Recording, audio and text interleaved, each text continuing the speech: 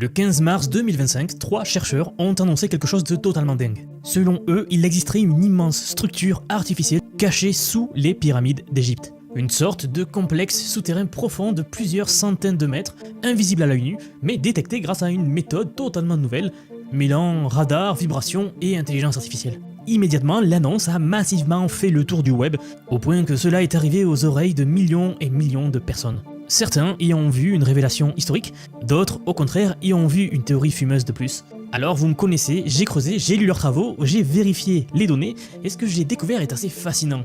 D'un côté, nous avons cette nouvelle technologie intrigante, peut-être même très prometteuse, et de l'autre, il y a quelques incohérences troublantes, des signaux qui ne collent pas forcément, et un petit soupçon de sensationnalisme.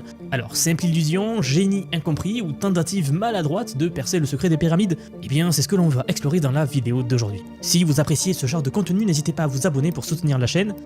Ceci étant dit, on va commencer la vidéo. Est-ce que des chercheurs ont découvert des méga structures sous les pyramides d'Égypte? Alors je vous le disais en introduction, il y a quelques semaines seulement, une nouvelle complètement folle a circulé. On aurait découvert une immense structure souterraine juste sous l'une des pyramides d'Égypte. Donc que s'est-il vraiment passé et que faut-il en penser? Tout part des 3 grandes pyramides du plateau de Gizeh en Égypte. Le 15 mars dernier, un groupe de 3 chercheurs a tenu une conférence de presse en Italie. Et ce qu'ils ont annoncé est tout simplement stupéfiant. Selon eux, ils ont donc utilisé une toute nouvelle méthode de tomographie, et on va en reparler dans un instant, et grâce à cette nouvelle technique, ils auraient pu construire des modèles 3D qui révéleraient l'existence de toute nouvelle structure artificielle à l'intérieur des pyramides, et plus précisément sous ces mêmes pyramides. Donc voilà le fait, ils affirment avoir découvert quelque chose sous terre. Ils nous disent la chose suivante, et je cite: « Nos images révèlent clairement l'existence de structures situées sous le plateau, s'étendant sous les pyramides sur environ 2 km de profondeur. Ces structures forment une vaste zone de construction non naturelle, avec des géométries complexes. » Fin de citation. Donc concrètement, dans cette conférence de presse, il nous parle de 8 cylindres, chacun entouré d'un système qui ressemblerait à des escaliers en spirale. Et ces structures-là, je cite encore, descendent jusqu'à une profondeur de 648 mètres, et se rejoignent ensuite en 2 immenses structures cubiques, mesurant environ 40 mètres de côté. Fin de citation. Alors, si c'est vrai, c'est énorme.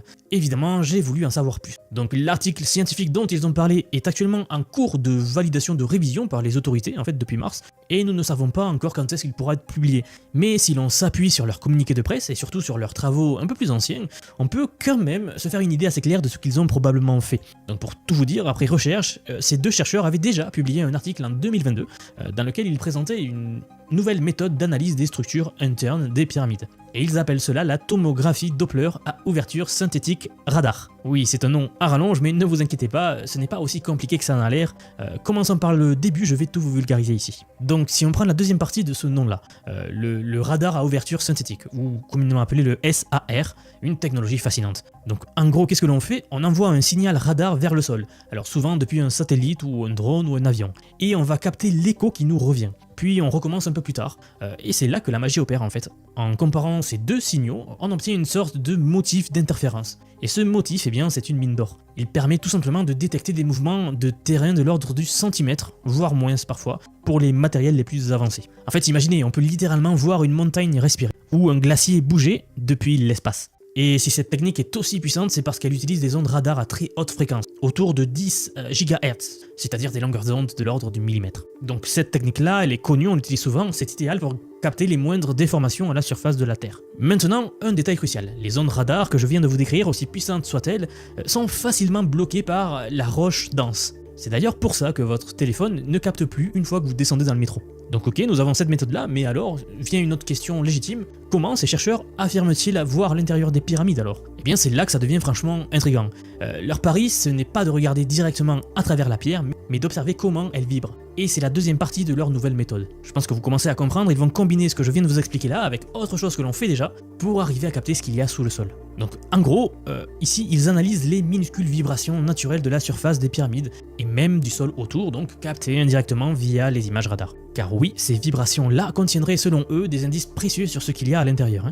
Et ça, c'est ce que l'on appelle la tomographie, une autre technique qui permet de reconstruire l'intérieur d'un objet à partir des signaux mesurés à sa surface. Et plus précisément, ces chercheurs-là, donc dans l'étude que je vous disais en 2022, qui nous présentait déjà une partie de leur méthode, ils parlent plus précisément de la tomographie Doppler.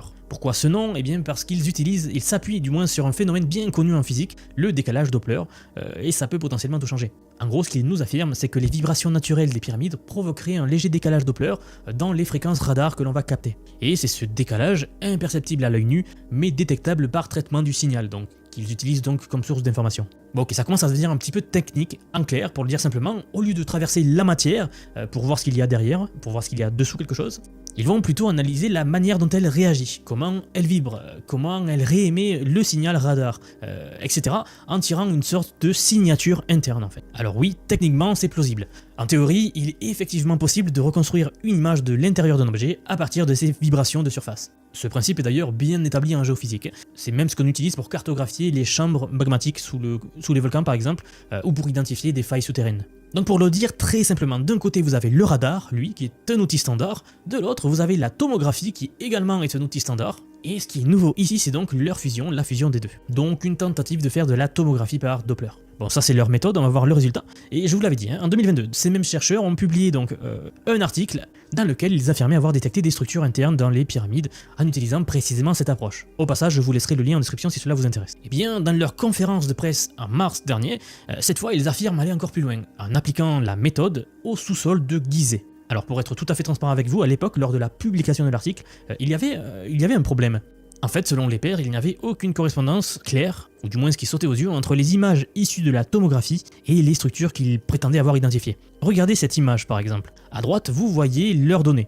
À gauche, eh bien, c'est une superposition avec la chambre connue que nous savons déjà exister. Sauf que le signal a l'air un peu décalé. En fait, je me demande même si lors de cette étude, ils n'ont pas identifié au hasard certaines formes dans les images et ignoré d'autres, pourtant plus significatives. Et bien sûr, je ne suis pas le seul à avoir soulevé des doutes.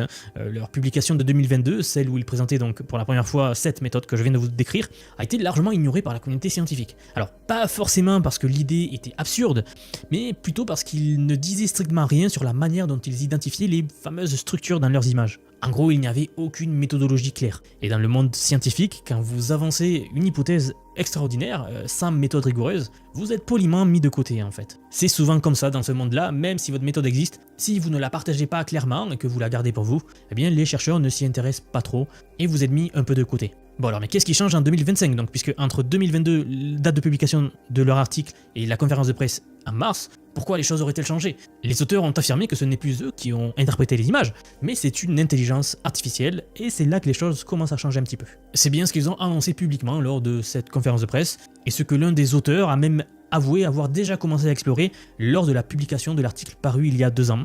Donc c'est peut-être pour ça qu'ils étaient frileux à partager cela. Bon maintenant, attention, soyons honnêtes, je ne suis pas géophysicien, mais je connais suffisamment les méthodes d'analyse pour dire une chose: reconstituer l'intérieur d'un objet à partir de ses seules vibrations de surface, en conditions réelles, c'est extrêmement ambitieux. Alors, est-ce que c'est théoriquement possible? Oui, bien sûr.